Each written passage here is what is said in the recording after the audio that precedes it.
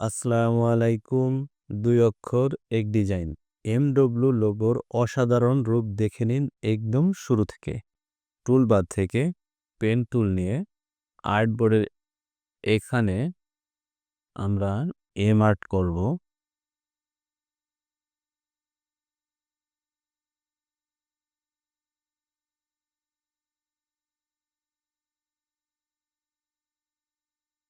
এখন আমরা এই এমটাকে স্ট্রোক বাড়ায় দিব। হ্যাঁ, ঠিক আছে। আমরা এরপর রাউন্ড জয়েন, রাউন্ড ক্যাপ করে দিব। এরপর আমরা মেনু বার থেকে অবজেক্ট থেকে এক্সপান্ড করে নেব।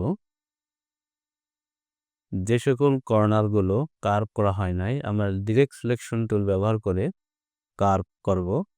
এইখানে শিফট চেপে, এইখানে শিফট চেপে এবং এইখানে শিফট চেপে আমরা প্রয়োজন মতো কার্ভ করতেছি। হ্যাঁ, হয়ে গেছে। এরপর আমরা অল্টার চেপে কপি করব এবং এখান থেকে আমরা ভোয়ায় যাব।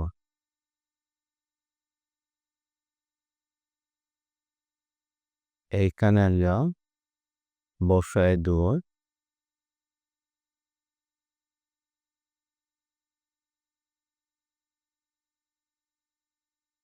এরপরে আমরা কন্ট্রোল ওয়াই দিয়ে পিক্সেল মুভ করব।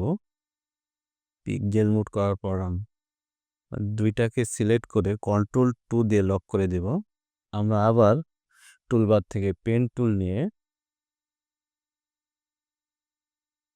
এইখানে এবং এইখানে ক্লিক করে আমরা একটি লাইন আর্ট করব। এরপর এইটাকে অল্টার চেপে কপি করে আমরা এখানে বসায় দিব। দুইটাকে একসাথে সিলেক্ট করে আমাদের লক করা ছিল, আমরা কন্ট্রোল অল্টার 2 দিয়ে আনলক করব। এরপর দুইটাকে একসাথে সিলেক্ট করে আমরা শেপ বিল্ডার টুল নিয়ে আমরা অল্টার চেপে মাইনাস করব। এখান থেকেও মাইনাস করে দেব। এরপর আবার আমরা দুইটাকে একসাথে সিলেক্ট করে আমরা এই লাইনগুলো কেটে দেই। এখানে যে আমরা লাইন নিয়েছিলাম এটাকেও কেটে দেই।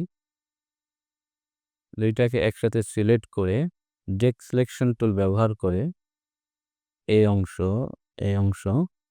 আমরা কার্ভ করব। এরপর আমরা এমটাকে লাল করে দেই।